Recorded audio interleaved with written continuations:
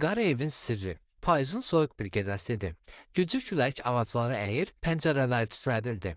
Azərbaycanın ucqar kəndlərindən birində illərdir tərk edilmiş köhnə bir malikanə vardı. Kənddə hamı ora qara ev deyirdi.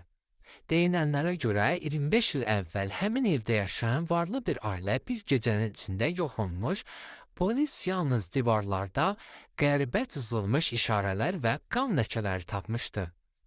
Cəsədlər heç vaxt tapılmamışdı. Hadisələr açılmamış cinayət kimi qalmışdı. Bir gün 4 dost bu əfsanənin yalan olduğunu sübut etmək üçün qərarına gəldi.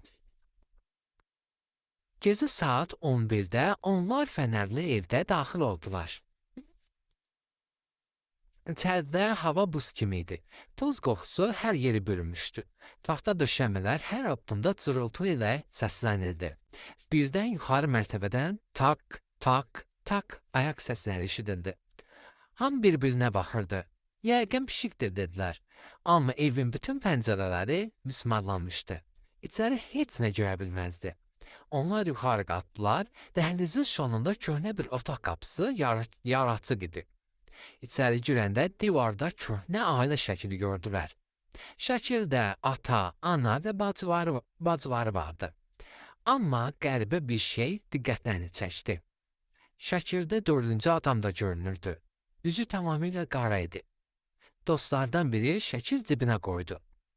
Elə həmin anda bütün evdə işıqlar bir anlıq yanıb söndü. Sonra evin giriş qapısı gürültü ilə bağlandı. Onlar qaçıb açmağa çalışdılar, açılmadı. Telefonları isə hamısında eyni mesaj görünürdü. Artıq çox gecdir. Birdən qadın ağlamasına bənzər səs gəldi. Onlar qorxa-qorxa aşağı düşdülər. Zirzəminin ortasında köhnə dəmir sandıq vardı. Sandığın içindən polis nişanı və köhnə bir gündəlik çıxdı. Gündəlikdə yazılmışdı. Bu ailəni öldürən evdə yaşayır. O insan deyil. Kim bu yazını oxuyursa arxasına baxmasın. Dostlardan biri istər-istəməz arxasına çevrildi. Orada heç kim yox idi. Əl izləri onun dayandığı yerə qədər gəlirdi. Sonra dayanırdı. Sanki görünməyən bir düz qarşısında durmuşdu. Birdən zirzəminin qapısı çırpılıb bağlandı. Fənərlər sönməyə başladı. Qaranlığın içində aslı bir səs eşidildi. Siz də həqiqət axtarmağa gəlmisiniz? Heç kim cavab vermədi. Sonra həmin səs yenə dedi. Məni polis tapa bilmədi. Divarın arxasından köhnə gizli keçid açıldı. Orada paslı qanadlar, köhnə paltarlar və illərlə gizlədilmiş cinayətlərə aid sübutlar var idi. Məlum oldu ki, illər əvvəl evin sahibi ailəsini öldürmüş, sonra isə zirzəmdə gizli otaq tikərək hər şeyi gizlətmişdi.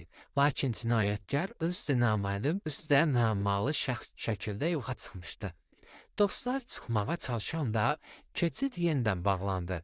Birdən dəhlizdə ağır addım səsləri eşidirdi. Tak, tak, tak. Heç kim görünmürdü, amma addımlar yaxınlaşırdı. Divarda köhnə güzgü vardı.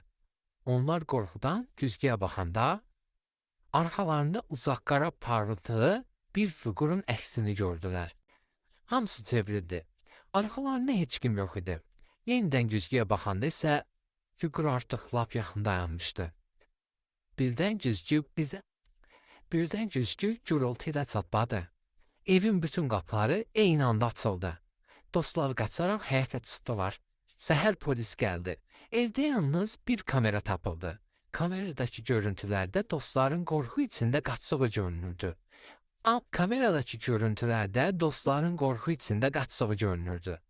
Amma videonun son kadrlarında onların arxasında 5-ci bir kölgə yavaş-yavaş yeriyirdi.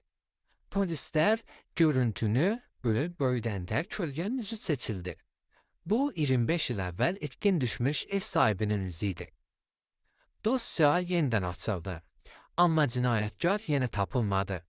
Və o gündən sonra kənddə gecələri həmin evin yanından keçənlər küləyin səsinə qarşı pıçıltı eşitdiklərini deyirlər. Qapını açdığınız gün mən də azad oldum.